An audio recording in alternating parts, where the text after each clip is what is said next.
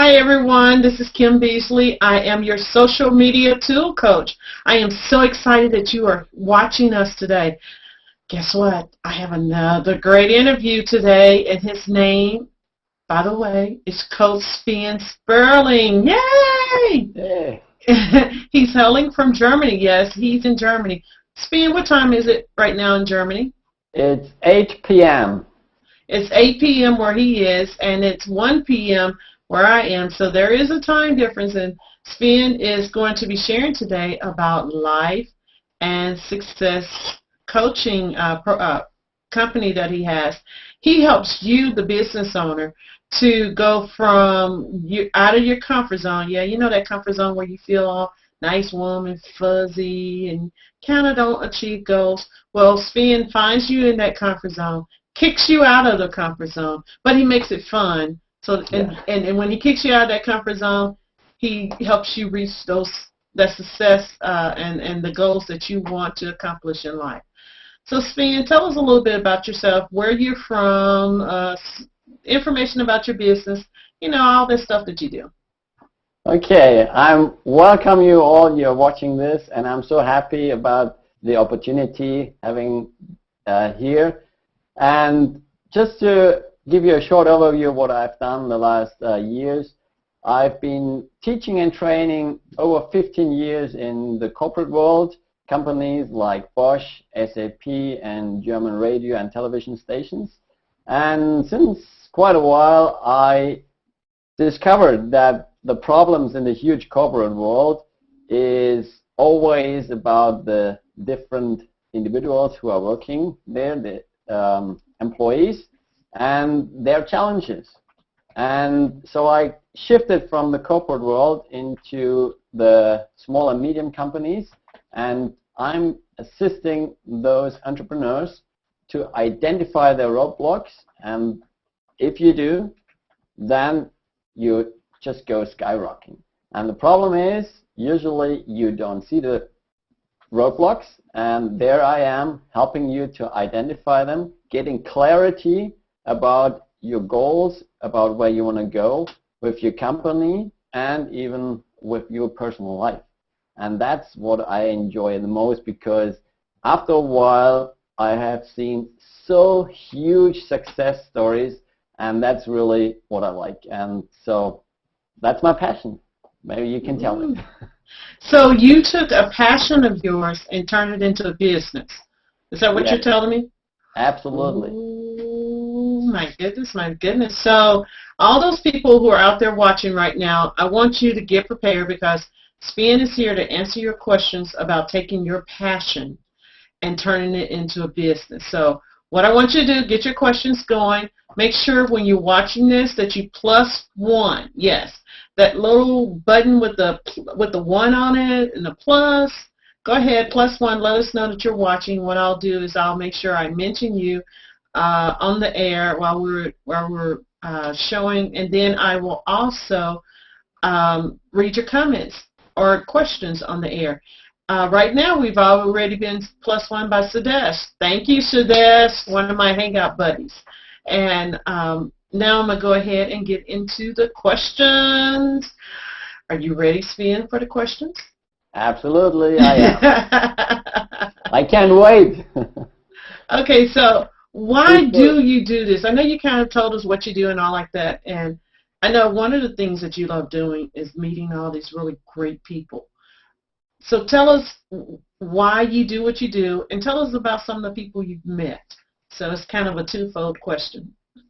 Okay, first, why I'm doing this, because I have struggled for a long time, over 10 years, and my motivation always was earning big money. And finally I found out that this is not the right path. The moment I discovered, if you are going to do something, if you do your work and you love your work and you really do this with your passion, then money comes along anyways. So on my journey, I met, for example, Bob Proctor, T. Harv Eker, Keith Cunningham from Rich Dad, Poor Dad, and Blair Singer, and just the other day with Bill Walsh. He's a great guy. He has lots of connection, and he's a joint venture capitalist. So I really got great connections all over the world. I have buddies in Australia, in Canada, in North America, all over the places. And that's what I love. I help entrepreneurs to identify their roadblocks and to define their vision. And then I help them to accelerate their path, their life and business, getting the right connection with the right people at the right time. Because that's, from my experience, in most of the cases, a big lack that you don't have the right people at the right time. So I'm specialized actually in one thing, and that is putting trust and fun into your personal life and in your business life. And that's wait. You said trust and fun. Trust Absolutely. and fun. Okay, you got to tell me, how do you do this as part of your coaching? How do you get people to trust you, and so that you can kick them out of their comfort zone and make it fun at the same time? I make them feel comfortable. That's one of my gifts. I create an environment where people really feel comfortable, and so they trust me. And then I take their hands and I guide them out of their comfort zone. I push them sometimes a little bit. Of course, first I ask for permission if they are willing to do that.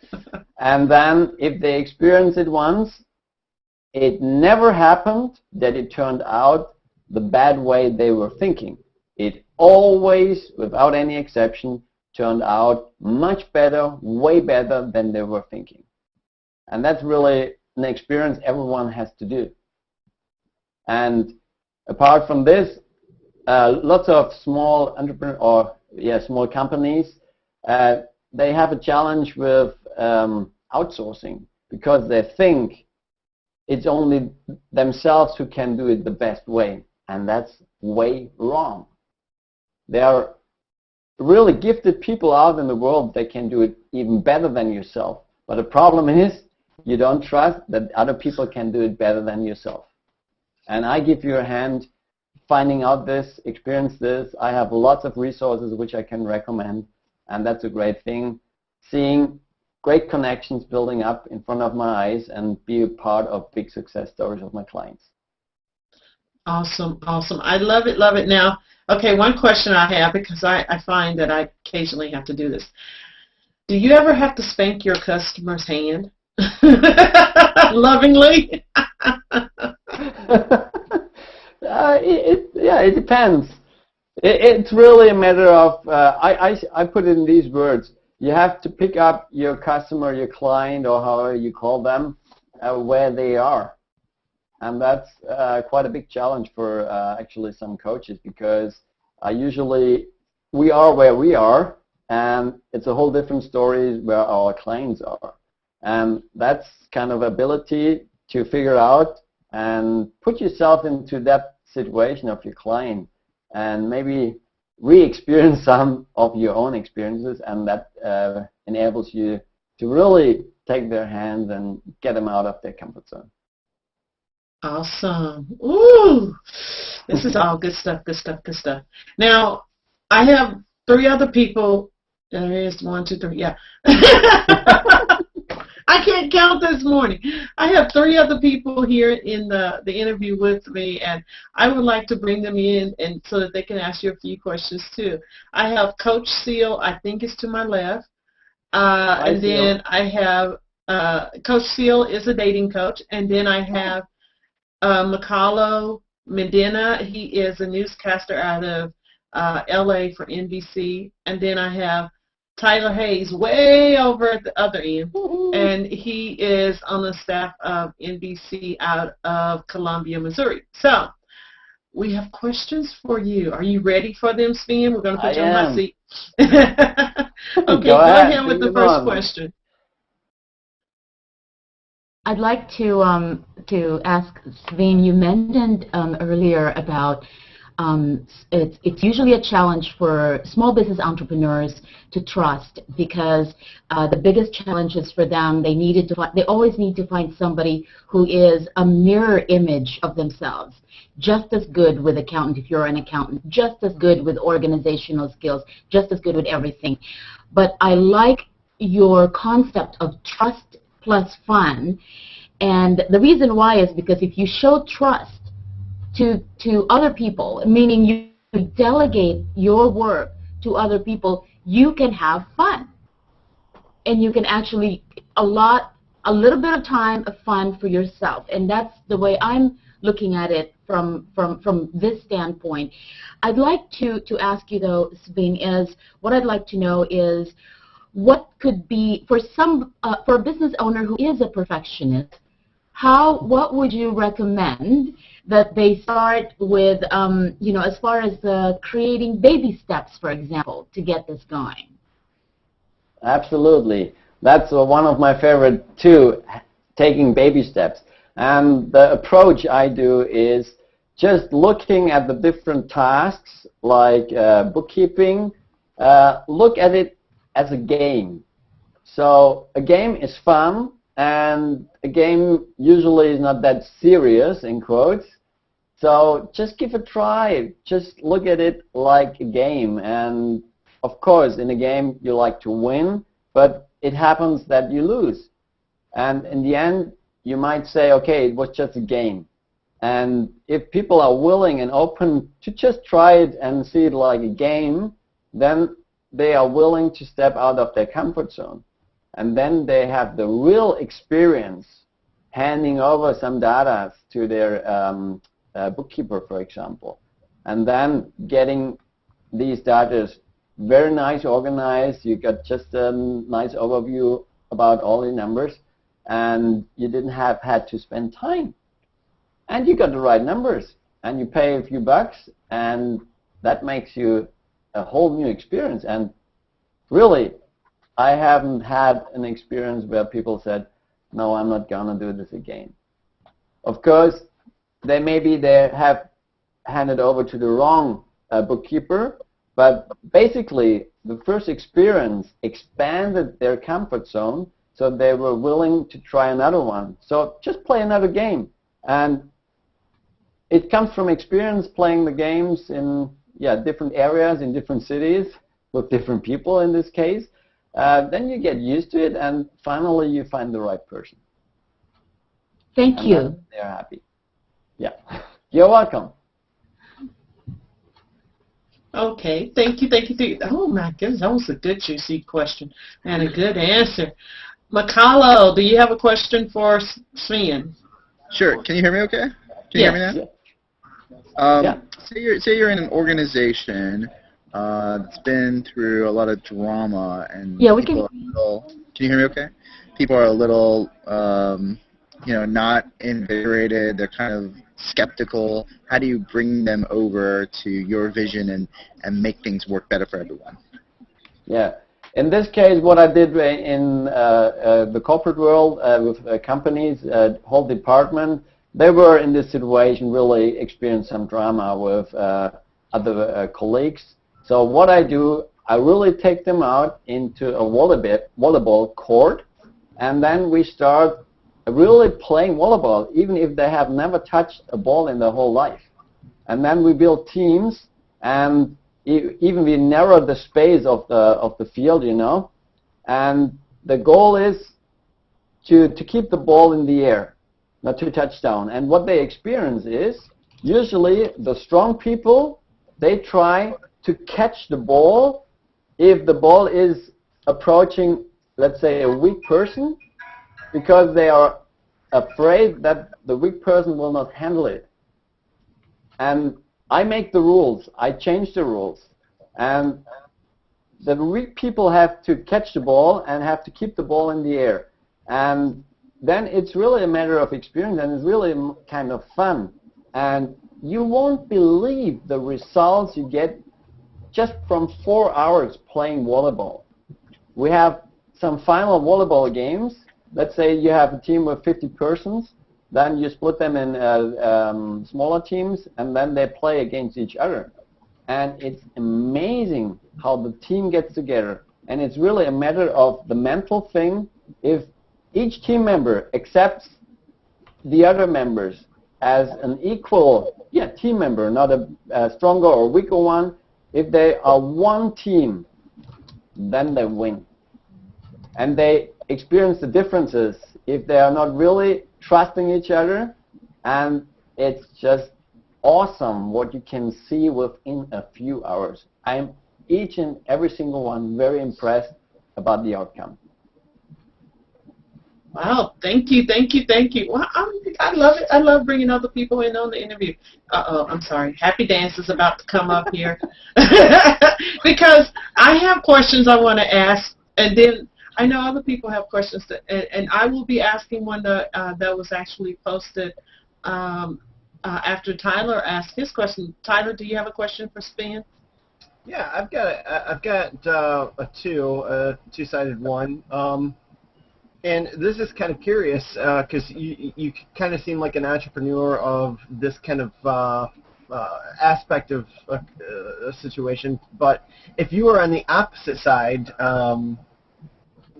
if you were your own customer, what would be your passion, and what would be your hobbies, and how would you actually, taking a look on the other side of the mirror?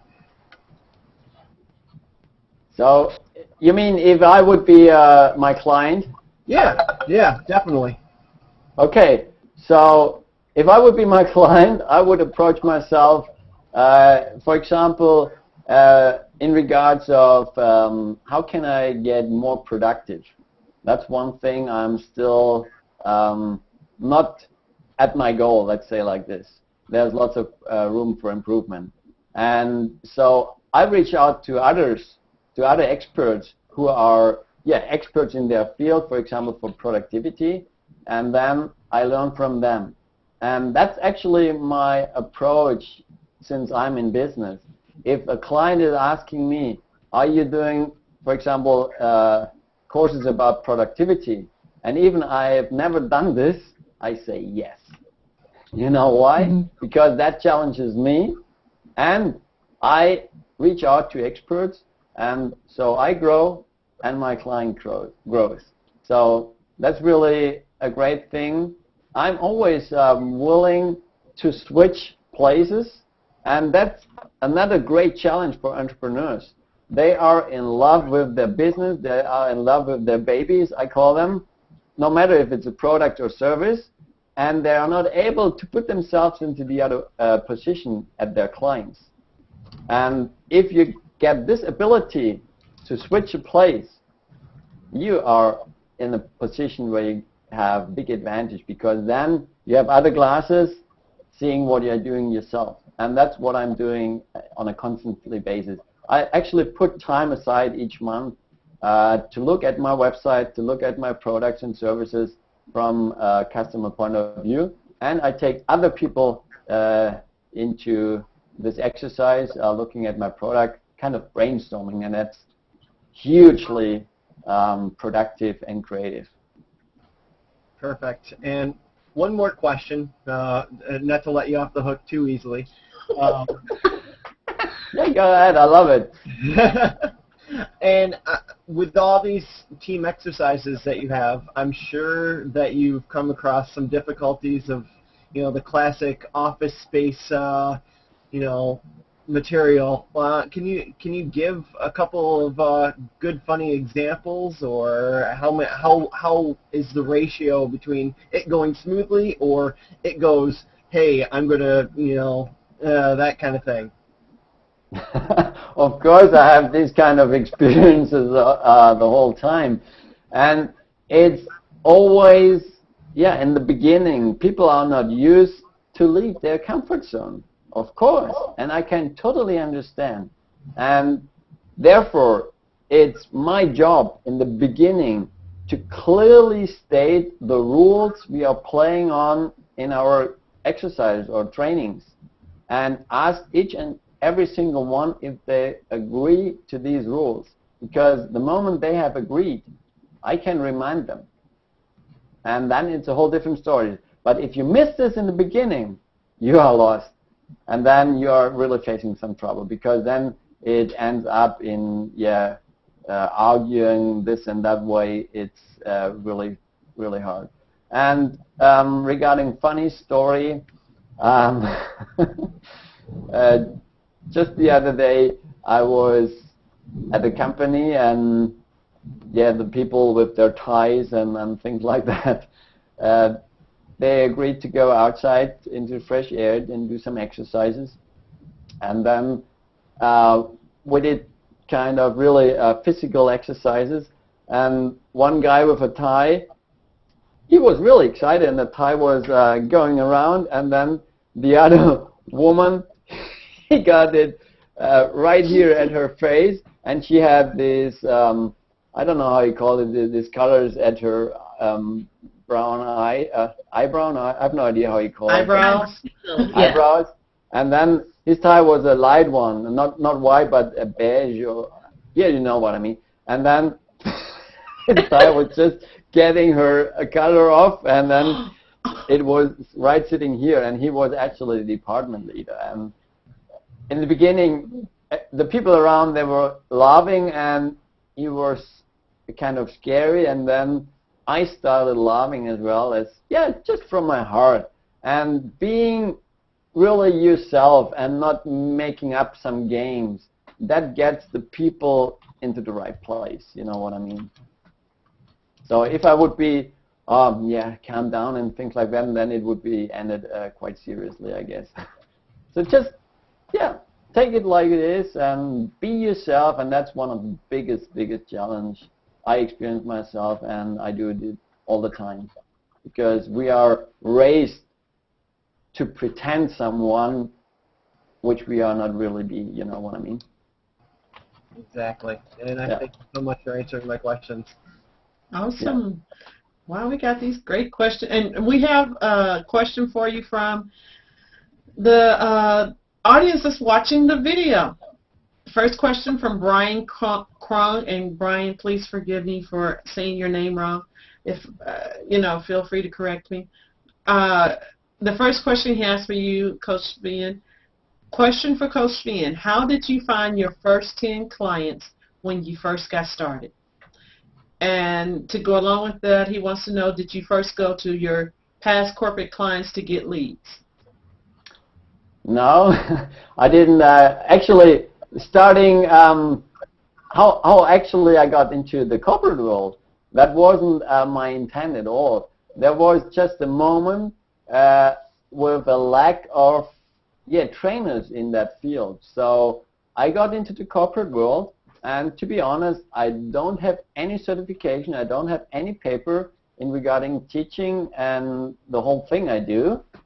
And there was just a lack of supply. So I got in there, and I was never asked about my certification. And the results I got, they were happy. And since then I was in the corporate world, because just from my results. And the same happened when I reached out as a life and success coach. I just were posting on Facebook, and I did a course about coaching, and there was one homework to get people into coaching. So I reached out via Facebook, and I found them on the first day, and it turned out really great. And then I asked for feedback, and that's a very, very important thing, asking for feedback and for your experience, and and from there I went. Awesome, thank you. Any other questions before I continue? I'd like to. Oh, go ahead. me. Coach Sven, I wanted to just ask you about follow-up. When you are done with training, and you have trained, for example, these small business owners on tips on how to be successful in business and in their personal life using the dynamic that you were talking about, which is trust and fun, what are the most effective ways for you to encourage them to follow up with their training after the training ends? That's a very good question. And from my experience, I can only speak from my experience, it's just the fact that you're building a relationship and they see the results coming from that coaching and support I give and getting them connected to other people. Usually they continue, and if they don't, there's a reason for it, because then they have no need in my area of expertise, and then I'm really happy to forward them to other experts in these areas where they need the most help.